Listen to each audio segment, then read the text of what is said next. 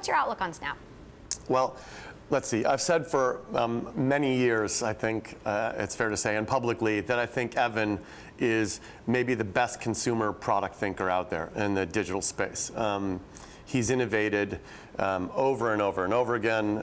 First with his sort of second big product insight on Snap with Stories, and then Spectacles and the geo filters now that my son and all his friends use all the time.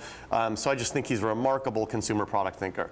The challenge for these kinds of companies the challenges include in the consumer advertising space, consumer digital advertising space.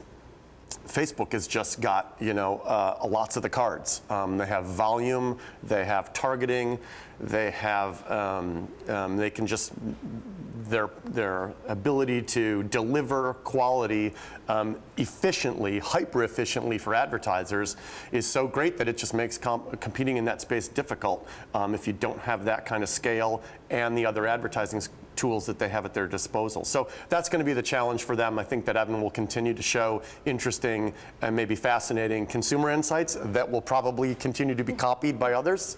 But they're going to have to try to figure out how to outflank somebody, these bigger players like Facebook, on the ad side. That said, growth is slowing down. International growth is negligible. Facebook is copying features across all its platforms, Messenger, WhatsApp, Instagram, and basically or potentially blocking future growth in international markets. I mean, you had to contend with Facebook and Twitter.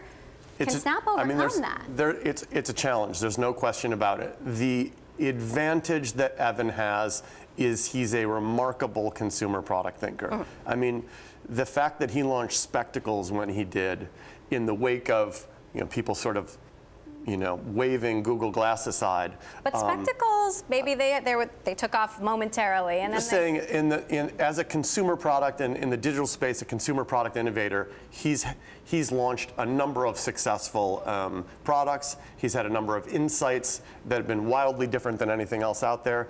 And if he's got the ability to continue to do that quickly and monetize on the heels of those innovations, that's great, and that's probably their best bet.